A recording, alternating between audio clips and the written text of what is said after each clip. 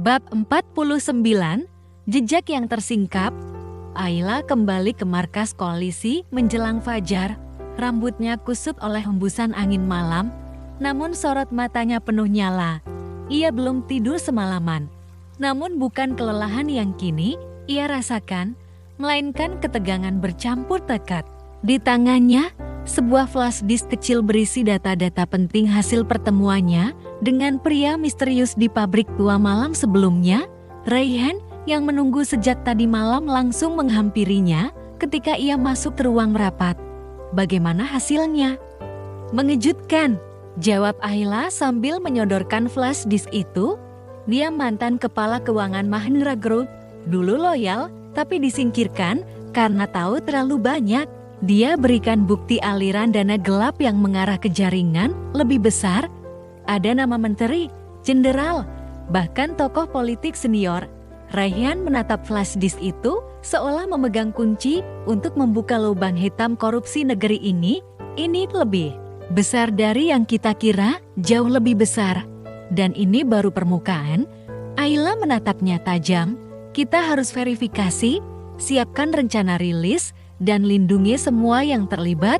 Kita sedang menyentuh akar sistem yang telah mengakar puluhan tahun. Di sisi lain kota, Mahendra terkurung dalam ruang kekuasaannya sendiri. Ia berdiri di depan jendela kaca kantor pribadinya, menatap matahari yang perlahan muncul dari ufuk timur. Namun wajahnya tidak mencerminkan harapan baru. Ia sudah menghubungi 4 orang malam itu, semuanya orang kuat yang dulu berada di pihaknya. Tapi satu persatu, mereka menolak berbicara atau bahkan memutus panggilan. Ia merasa dijatuhkan oleh sistem yang dulu ia kendalikan. Kalau aku jatuh, katanya sambil menggertakkan gigi, tak akan kubiarkan mereka aman. Ia memanggil asistennya, yang masih setia, sebarkan skandal proyek Timur. Pakai media bayangan, anonimisasi sumbernya, pastikan perhatian publik terpecah. Asistennya ragu, tapi ini akan menjerat banyak tokoh yang masih loyal padamu. Biarkan, mereka harus tahu jika aku jatuh, semua ikut tenggelam. Sementara itu, di markas koalisi transparansi, suasana sangat intens. Tim Ayla menggelar rapat selama berjam-jam, menelusuri setiap dokumen yang didapat. Mereka menemukan aliran dana lintas negara dengan jumlah mencengangkan melalui perusahaan cangkang dan bank di negara-negara suaka pajak. Ini sangat kompleks, kata Prof. Nabila sambil menandai peta jaringan. Kita tak bisa serang semuanya sekaligus, harus bertahap. 3 fase, ujar Ayla tegas. Pertama, nama-nama perantara. Kedua, jaringan Mahendra. Terakhir, para dalang. Rilisnya disinkronkan dengan media internasional. Kalau kita dibungkam di sini, dunia tetap akan mendengar. Rayhan menyetujui. Tapi itu berarti kita harus bersiap dengan segala risiko, termasuk ancaman fisik. Tanggal rilis tiba, hari itu, publik Indonesia seperti dihentakkan oleh gempa informasi. Dalam hitungan jam, unggahan koalisi menyebar luas, thread demi thread mengurai jaringan korupsi yang selama ini tersembunyi.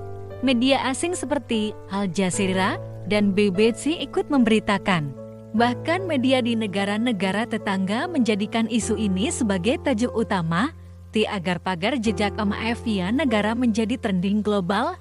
Di Jakarta, Mahendra menggelar konferensi pers dadakan. Ia tampil dengan jas abu-abu gelap, wajahnya terlihat lelah. Namun tetap mencoba tegas, semua informasi yang beredar adalah hasil fabrikasi. Ini serangan politik yang terencana untuk menghancurkan reputasi saya, ucapnya. Namun, ketika seorang wartawan dari Jepang bertanya tentang nomor rekening yang disebutkan dalam dokumen dan apakah cocok dengan akun pribadinya di Swiss, Mahendra hanya terdiam. Hening itu bertahan terlalu lama, cukup lama untuk publik membaca kebenaran yang ia sembunyikan. Sore itu, Mahkamah Konstitusi mengumumkan sidang luar biasa akan digelar dalam 72 jam ke depan. Mereka menyatakan ada cukup bukti awal untuk mendesak pemeriksaan resmi terhadap Mahendra dan jaringan yang terlibat. Pemerintah membekukan paspor Mahendra, seluruh aksesnya ke rekening luar negeri diblokir untuk pertama kalinya dalam 2 dekade. Mahendra tak lagi untouchable.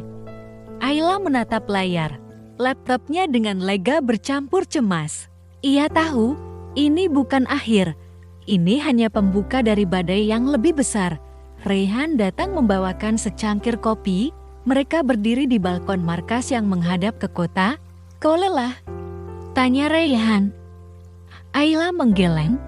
"Tidak, tapi aku sadar, perjuangan ini baru saja mencapai puncak pertama di balik Mahendra. Ada lebih banyak wajah yang belum tersentuh." Raihan menatapnya dalam-dalam. "Apapun yang terjadi, aku akan tetap di sampingmu." Ayla tersenyum kecil, namun sebelum ia menjawab, telepon darurat berdering. Operator keamanan internal koalisi mengabarkan bahwa mobil hitam tanpa plat nomor terpantau berhenti selama 20 menit tak jauh dari markas mereka. "Kita diawasi," kata Ayla, suaranya datar tapi tegas. "Kita harus pindah operasi dalam 24 jam. Hapus semua jejak, backup ke sistem luar negeri, dan aktifkan protokol darurat." Di dalam mobil hitam itu, pria berkacamata gelap menerima telepon. Ayla sudah terlalu dekat ke pusat jaringan. Jika dia terus menggali, seluruh struktur bisa runtuh. "Opsi darurat?" tanya suara dari seberang. "Aktifkan." Tapi diam-diam, tidak boleh ada jejak. Pria itu menatap jauh ke arah gedung tempat Ayla berada. Dan malam pun kembali menegaskan bahwa terang kebenaran selalu datang bersama bayangan bahaya.